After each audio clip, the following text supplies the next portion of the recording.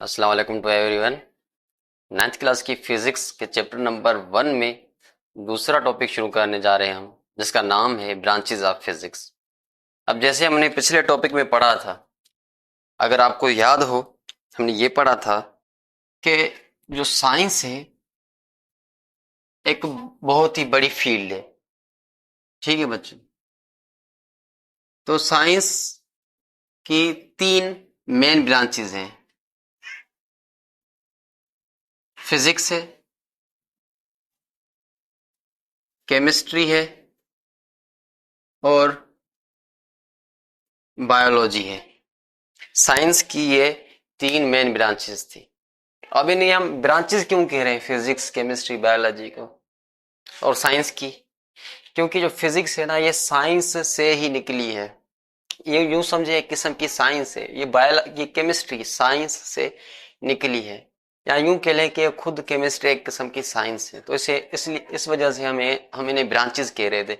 ये बायोलॉजी भी क्या है, ये साइंस की ब्रांच है। अच्छा, तो क्या आपको पता है आगे इनकी भी ब्रांचेज हैं? जैसे फिजिक्स, केमिस्ट्री, बायोलॉजी साइंस की ब्रांचेज है, इस तरीके से फिजिक्स की भी खुद की ब्रांचेज हैं, केमिस्ट्री की भी खुद की ब्रांचेज हैं और बायोलॉजी की भी खुद की ब्रांचेज हैं। आज की इस वीडियो में हम ब्रांचेज के बारे में पढ़ेंगे, लेकिन किसकी ब्रांचेज बच्चों? फिजिक्स की ब्रांचेज। तो फिजिक्स की ब्रांचेज, जो सबसे पहली ब्रांच है फिजिक्स की, वो है, सबसे पहली ब्रांच जो है हमारे पास, मैकेनिक्स। कौन सी ब्रांच बच्चों? मैकेनिक्स। देखें, हम जितनी भी ब्रांचेस डिस्कस करेंगे, 10 12 जितनी भी ब्रांचेस डिस्कस करेंगे, उनके बारे में आपको 2 चीजें बतानी है। कितनी चीजें बतानी है आपको? 2। सबसे पहले आपको बताना है कि ये एक ब्रांच है। क्या बताना है? कि ये क्या है? एक ब्रांच है। ठीक है, ब्रांच तो है, लेकिन किस चीज की ब्रांच है? क्या वो साइंस की ब्रांच है? क्या वो केमिस्ट्री की ब्रांच है? क्या वो फिजिक्स की ब्रांच है? तो मैकेनिक्स ब्रांच है। और कौन सा सब्जेक्ट है ये? केमिस्ट्री है, बायो है, फिजिक्स है? फिजिक्स चल रहा है ना। आप फिजिक्स का चैप्टर नंबर 1 पढ़ रहे हैं ना। तो ये जो मैकेनिक्स है, ये ब्रांच है। किसकी ब्रांच है? ये फिजिक्स की ब्रांच है। सो मैंने आपको कहा कि कितनी चीजें बतानी है आपको? 2। पहली तो आपने बता दी कि मैकेनिक्स ब्रांच है, और किसकी ब्रांच है? फिजिक्स की। नंबर 2 हमें क्या बताना है? नंबर 2 पे हमें बताना है कि हम इस ब्रांच में क्या पढ़ेंगे। जैसे कि आपको पता है कि हर ब्रांच में हम किसी न किसी चीज के बारे में पढ़ते हैं। जैसे बायोलॉजी साइंस की ब्रांच है, और बायोलॉजी में हम क्या पढ़ते हैं? जिंदा चीजों के बारे में पढ़ते हैं। केमिस्ट्री में हम मैटर के बारे में पढ़ते हैं, मैटर की कंपोजिशन, स्ट्रक्चर। इस तरीके से फिजिक्स में हम मैटर और एनर्जी के बारे में पढ़ते हैं। तो ये जो मैकेनिक्स ब्रांच है, उसमें हम किस चीज के बारे में पढ़ेंगे? वो जो मैकेनिक्स ब्रांच है, इसमें हम पढ़ते हैं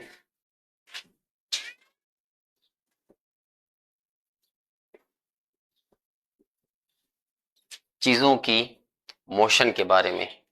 मैं एक बार फिर से रिपीट करता हूं कि कोई भी ब्रांच हो, चाहे वो फिजिक्स हो, केमिस्ट्री हो, बायोलॉजी हो, या वो फिजिक्स की ब्रांचेज हो, या केमिस्ट्री की ब्रांचेज हो, या बायोलॉजी की ब्रांचेज हो, कोई भी ब्रांच हो, उसको आप 2 पॉइंट्स में डिस्क्राइब करेंगे। अगर कहीं पे भी सवाल आया जाए या कोई भी पूछता है कि ये क्या है, तो आप उसको, उस ब्रांच को 2 पॉइंट्स में डिफाइन करेंगे। नंबर 1, आप बताएंगे कि ये ब्रांच है। सबसे पहला काम करना है, जैसे एग्जाम्पल है मैकेनिक्स का। कोई पूछ ले मैकेनिक्स क्या चीज है, तो सबसे पहले आप क्या बताएंगे? मैकेनिक्स ब्रांच है। सिर्फ इतना नहीं बताना कि ये ब्रांच है, ये तो सामने वालों को पता है क्या है। वो ब्रांच है, लेकिन किस चीज की ब्रांच है वो आपको बताना है। सो मैकेनिक्स ब्रांच है किसकी? फिजिक्स की। पहली पॉइंट। नंबर 2 पॉइंट, उसमें हम स्टडी किस चीज की करते हैं? वो जो ब्रांच आप बता रहे हैं, उसमें हम किस चीज के बारे में पढ़ते हैं? सो मैकेनिक्स में स्टडी करते हैं किसकी? मोशन की स्टडी करते हैं। अब मोशन क्या कोई इतना बड़ा टॉपिक है जो इसकी एक अलग से ब्रांच बना डाली? देखिए, आप क्रिकेट देखते होंगे ना, क्रिकेट या मूवीज देखते होंगे। सो ये जितनी भी बड़ी पर्सनैलिटीज होती है ना, बहुत ही बड़ी, उनके ऊपर अलग से मूवी बनाई जाती है। जैसे MS धोनी, बहुत ही बड़ा प्लेयर, इसकी लाइफ के ऊपर एक मूवी बनी थी MS धोनी 2016 में। या कोई बड़ी पर्सनैलिटी हो गई, जैसे कहना तो नहीं चाहिए लेकिन कह रहा हूँ, क्या नाम है उसका, मोदी। हाँ, इंडिया के लिए तो बहुत बड़ी पर्सनैलिटी है ना, तो उसकी लाइफ पे भी क्या बनी हुई है, फिल्म बनी हुई है। सो जो चीज बहुत बड़ी होती है, जिसकी वैल्यू होती है, जो बहुत ही वसी होती है, उसकी एक अलग से क्या होती है, यहाँ पर साइंस में ब्रांच होती है। तो मोशन की बात कर रहा था कि क्या मोशन इतना बड़ा टॉपिक है जो इसके ऊपर एक अलग से ब्रांच बनाई गई है फिजिक्स में? क्या वाकई में मोशन इतना बड़ा टॉपिक है? मोशन है क्या? ये जो चीजें हरकत करती हैं एक जगह से दूसरी, जैसे जैसे ये पेन मोशन में है, अभी रेस्ट में एक जगह पे खड़ी है, लेकिन जब ये मूव कर रही है, ये क्या, ये किस चीज में है, कौन सी स्टेट में, ये मोशन में है। तो क्या मोशन इतना बड़ा टॉपिक है? हाँ, मोशन एक बहुत ही बड़ा टॉपिक है फिजिक्स में। इसकी अलग से ब्रांच है जिसे कहा जाता है मैकेनिक्स। सो मैकेनिक्स में हम क्या पढ़ते हैं? मोशन पढ़ते हैं। क्या सिर्फ मोशन पढ़ते हैं? नहीं, सिर्फ मोशन नहीं पढ़ते। क्या क्या पढ़ते हैं? मोशन पढ़ते हैं, प्लस में मोशन से रिलेटेड जितनी भी चीजें, मोशन भी पढ़ते हैं, मोशन से रिलेटेड जितनी भी चीजें, ताल्लुक को रखने वाली जितनी भी चीजें, वो पढ़ते हैं। जैसे कि कोई चीज मोशन करेगी, जैसे मैं मोशन कर रहा हूँ, मूव कर रहा हूँ, तो क्या मैं फासला तय कर रहा हूँ? क्या मैं डिस्टेंस कवर कर रहा हूँ? हाँ। एक कार चल रही है, एक शहर से दूसरी जगह जा रही है, तो क्या वो डिस्टेंस कवर कर रही है, फासला तय कर रही है? हाँ। तो कोई भी चीज जब मोशन करती है तो फासला तय करती है, डिस्टेंस ट्रेवल करती है। तो डिस्टेंस कौन सी ब्रांच में पढ़ते हैं डिस्टेंस को? मैकेनिक्स में। कोई भी चीज जब मोशन करती है तो उसकी एक खास रफ्तार होती है, उसकी एक स्पीड होती है। हर चीज जो मोशन करती है उसके पास स्पीड होती है, भले कम हो भले ज्यादा हो, उसकी स्पीड होती है। तो जो स्पीड है वो हम किस में पढ़ते हैं? वो भी मैकेनिक्स में पढ़ते हैं। सो आप देख रहे हैं ना कि मैकेनिक्स में सिर्फ मोशन की स्टडी नहीं हो रही, मोशन से ताल्लुक रखने वाली जितनी भी चीजें हैं वो मैकेनिक्स में पढ़ते हैं। मोशन से ताल्लुक रखने वाली एक और भी बहुत ही मशहूर चीज है, आइजैक न्यूटन का नाम आपने सुना होगा, बहुत ही फेमस साइंटिस्ट। सो जो आइजैक न्यूटन है, उन्होंने 3 लॉज दिए थे। First law of motion, second law of motion and third law of motion. देखिए, उनका नाम भी यूं रखा है मोशन के नाम पे, फर्स्ट लॉ ऑफ मोशन, यानी मोशन का पहला लॉ, मोशन का दूसरा लॉ और मोशन का तीसरा लॉ। सो ये जितने भी लॉज हैं मोशन के, वो भी मैकेनिक्स में पढ़ते हैं। उनके अलावा क्या मोशन और मोशन से ताल्लुक रखने वाली चीजें पढ़ी जाती हैं मैकेनिक्स में, या कुछ और भी पढ़ा जाता है? कुछ और भी पढ़ा जाता है। वो क्या है? वो है काज, सबब। मोशन का सबब, मोशन का काज, कि मोशन पैदा क्यों होती है। देखें, ये पेन, ये मार्कर पेन एक जगह पे रेस्ट में है, एक ही जगह पे खड़ी हुई है, लेकिन अगर मैं इसके ऊपर फोर्स लगाऊं, जोर लगाऊं, तो ये देखो, ये मोशन में आ गई। कोई मेरा दोस्त खड़ा हुआ है, ठीक है, ऐसे, तो मैंने मजाक में जाके उसके ऊपर फोर्स लगाया, उसे धक्का दिया, तो वो आगे चला गया, यानी वो मोशन में आ गया। तो मोशन का जो काज है ना, जिसकी वजह से मोशन पैदा होती है, वो एक ही है। वो कौन है भाई साहब? वो है फोर्स। वो कौन सी चीज है? वो है फोर्स। सो मोशन का काज भी, सबब भी हम पढ़ते हैं मैकेनिक्स में, और वो एक ही है। वो कौन है? वो है फोर्स। आई होप मैकेनिक्स आपको समझ में आएगी होगी। सो मैकेनिक्स क्या है? मैकेनिक्स फिजिक्स की एक ऐसी ब्रांच है जिसमें हम चीजों की मोशन के बारे में पढ़ते हैं। 2 पॉइंट्स में इनको डिफाइन करेंगे मैकेनिक्स को। कि इट इज अ ब्रांच, ये क्या है, इट इज अ ब्रांच किसकी, it is a branch of physics in which we study, जिसमें हम पढ़ते हैं किसको, in which we study about motion and cause, motion and its cause. ठीक है, ये आपको कहीं नहीं मिलेगा, लेकिन ये भी है इसमें। आई होप ये आपको समझ में आया होगा। नेक्स्ट ब्रांच इज, देखिए मैकेनिक्स समझ ली, उसके बाद जो अगली ब्रांच है वो है थर्मो थर्मोडायनामिक्स। कौन सी ब्रांच, थर्मोडायनामिक्स। देखिए ये जो लफ्ज है ना थर्मो, इसका मतलब होता है हीट।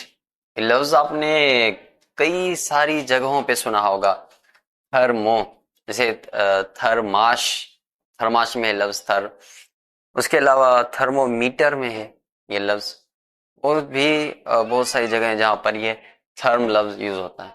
इसका मतलब क्या है, हीट। जैसे मैंने आपको यहाँ पर बताया था कि कोई भी ब्रांच हो, जब आप उसको डिफाइन करेंगे, उसकी डेफिनेशन बताएंगे, तो 2 पॉइंट्स में बताएंगे। पहला तो ये ब्रांच है, किसकी ब्रांच है, ठीक है, और दूसरा कि हम उसमें स्टडी करते हैं, लेकिन किस चीज की स्टडी करते हैं। तो अच्छा, एक और चीज मैं बताना भूल गया कि आपके जो बुक में है ना, वो यूं बता रहा है कि मैकेनिक्स के बारे में, it is a study of laws of motion and gravitation. Laws of motion तो मैंने आपको बताया कि मोशन के ऊपर न्यूटन ने 3 लॉज दिए थे, लॉज ऑफ मोशन, और वो हम मैकेनिक्स में ही पढ़ते हैं। क्यों मैकेनिक्स में पढ़ते हैं, क्योंकि वो तीनों लॉज मोशन से रिलेटेड हैं। लेकिन ग्रेविटेशन क्या चीज है, मैंने आपको बताया ना कि मोशन पढ़ते हैं, लेकिन मोशन का काज भी पढ़ते हैं, मोशन का काज भी पढ़ते हैं, रीजन, फोर्स, और वो कौन कौन है, फोर्स। देखें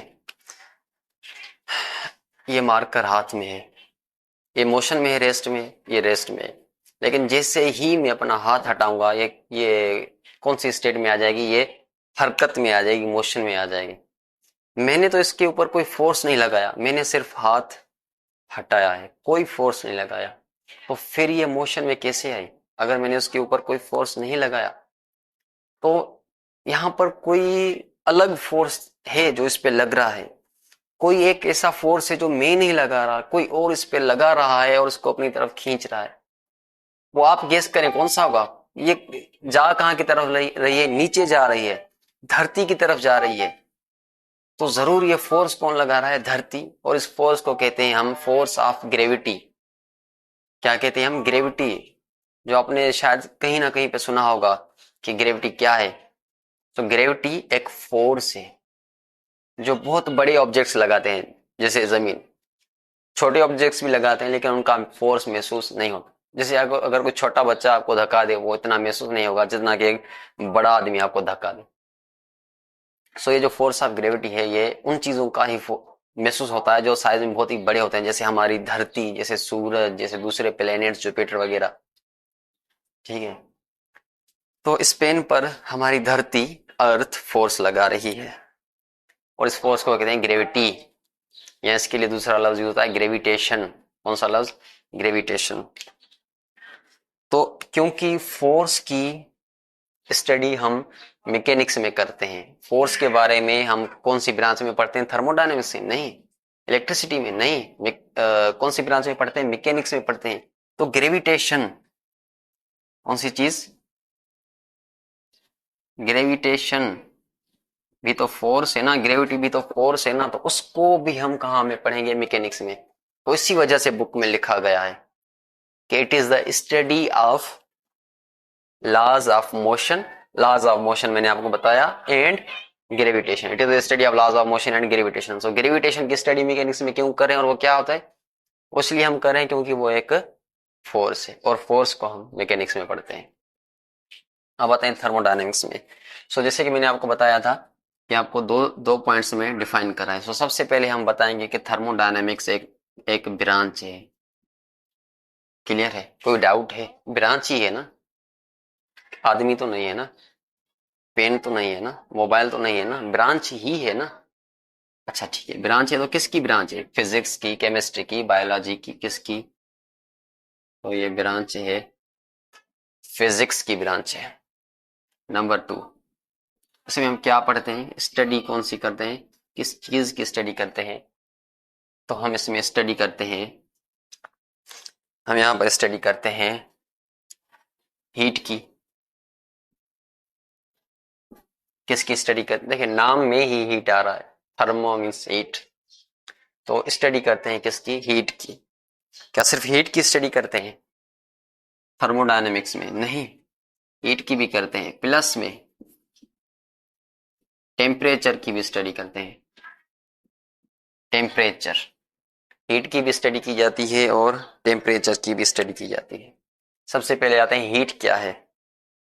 जिसको नहीं पता हीट क्या है उनको मैं बता दूं, हीट जिसे आप गर्मी कहते हैं, गर्मी फिजिक्स में हम उसे कहते हैं एनर्जी। फिजिक्स में हीट क्या है? एनर्जी। एनर्जी कौन सी चीज होती है? एनर्जी हमने पढ़ा था पिछली वीडियो में कि एनर्जी एक एबिलिटी है, एक सलाहियत, एक काबिलियत है। कौन सी? काम करने की। Energy is the ability to do work. और हीट के जरिए भी काम किया जाता है। अब आपके जहन में आ रहा होगा कि हीट के जरिए कैसे काम किया जाता है। तो हीट के जरिए काम किया जाता है, अगर आपने स्टीम इंजन का नाम सुना हो। इतना डिटेल में नहीं जा रहा क्योंकि लेक्चर बहुत लंबा होता जा रहा है। सो हीट के जरिए भी काम किया जाता है। सो हीट क्या है? एनर्जी है। ठीक है। और हीट की स्टडी कौन सी ब्रांच में करते हैं? थर्मोडायनामिक्स में। टेम्परेचर पे आ जाए, टेम्परेचर की स्टडी। टेम्परेचर है क्या पहले तो ये पता चले। टेम्परेचर लफ्ज तो आपने बचपन में सुना होगा, सिंधी में कहते हैं गर्मी पद। अ, नीचे जितनी भी क्लासेज आपने सुना होगा टेम्परेचर के बारे में, लेकिन आपको बता चलूं कि टेम्परेचर एक ऐसी चीज है जो हमें बताती है कि कोई भी मैटर कितना गर्म, कोई भी चीज कितनी गर्म या कितनी ठंडी है, ये बताता है हमें टेम्परेचर। फॉर एग्जाम्पल यूं समझ लें कि एक बॉल है, ये एक दूसरा बॉल है। इसका टेम्परेचर है 0 डिग्री सेल्सियस, इसका टेम्परेचर है 100 डिग्री सेल्सियस। इस बॉल का टेम्परेचर 0 है, इसका टेम्परेचर 100 डिग्री सेल्सियस है। आप बताएं कौन सी चीज गर्म होगी और कौन सी चीज ठंडी होगी? तो आपका जवाब होगा कि ये गर्म होगी। 45 डिग्री पे ही इतनी गर्मी है मेरे आसपास, तो 100 डिग्री पे तो लाजमी बात है ये बहुत ही ज्यादा गर्म होगी। और ये 0 डिग्री है, क्या होगी? बहुत ही ठंडी होगी।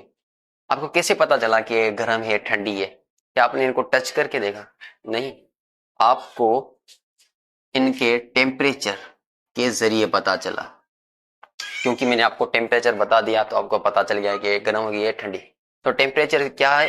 टेम्परेचर एक ऐसी चीज है जो बताती है कि कोई ऑब्जेक्ट कितना ठंडा या कितना गर्म है। आमतौर पे टेम्परेचर को गर्मी से रिलेट किया जाता है, लेकिन टेम्परेचर दोनों बताता है, गर्मी भी सर्दी भी, कोई चीज कितनी गर्म या कितनी ठंडी है। इस वजह से हम इसे कहते हैं it is degree of hotness और कोल्डनेस। कोई चीज कितनी गर्म या ठंडी है, डिग्री ऑफ हॉटनेस और कोल्डनेस। तो थर्मोडायनेमिक्स में दो चीजें पढ़ते हैं, दो, हीट, टेम्परेचर। Heat, temperature. क्या सिर्फ ये दो दो चीजें पढ़ते हैं, हीट एंड टेम्परेचर, या कुछ और भी पढ़ते हैं? तो कुछ और भी पढ़ते हैं, वो है रिलेशन। अच्छा, वो क्या चीज है? रिलेशन। किसका रिलेशन? हीट, हीट का रिलेशन। गर्मी का, सॉरी गर्मी तो नहीं कह सकते, वो तो इंग्लिश में कहते हैं, फिजिक्स में नहीं। सो हीट का रिलेशन, ताल्लुक किसके साथ? गर्लफ्रेंड के साथ, बॉयफ्रेंड के साथ, किसके साथ ताल्लुक? हीट का ताल्लुक किसके साथ? वर्क के साथ। और एनर्जी के साथ। हम ये भी पढ़ते हैं कि हीट का वर्क के साथ क्या ताल्लुक है और एनर्जी के साथ क्या ताल्लुक है। सबसे पहले आते हैं एनर्जी के ऊपर के हीट का एनर्जी के साथ क्या ताल्लुक है। तो मैंने अभी अभी आपको बताया कि हीट खुद एनर्जी है। सो हीट का एनर्जी के साथ क्या ताल्लुक है कि हीट खुद एनर्जी है, यही ताल्लुक है। और हीट का वर्क के साथ क्या ताल्लुक है? देखिए हमने पढ़ा था एनर्जी होगी तो वर्क होगा, एनर्जी होगी तो वर्क होगा। सो हीट क्या है? एनर्जी। और एनर्जी से क्या किया जाता है? वर्क। यानी हीट के साथ हम वर्क कर सकते हैं। देखिए चीजें हम खरीदते हैं पैसों के साथ, और डॉलर क्या है? डॉलर, डॉलर भी पैसे ही है ना, करेंसी है ना। सो जैसे डॉलर एक करेंसी है और करेंसी से शॉपिंग की जाती है, ऐसे हीट एक एनर्जी है और एनर्जी से काम किया जाता है। सो हीट से क्या कर सकते हैं? काम कर सकते हैं। आई होप ये वीडियो आपको समझ में आई होगी, और ये दोनों चीजें मैकेनिक्स भी और थर्मोडायनेमिक्स भी समझ में आई होगी। अगर आपको कोई भी डाउट है तो कमेंट सेक्शन में पूछ सकते हैं। और तरीका कैसा लगा समझाने का ये भी बता दीजिएगा, फीडबैक चाहिए। और थोड़ा स्लो चल रहा हूँ मुझे पता है, इसलिए ताकि वो बच्चा भी समझ जाए जिसे स्कूल में सेंटर्स में समझ में नहीं आता। मिलते हैं अगली वीडियो में। खुदा हाफिज।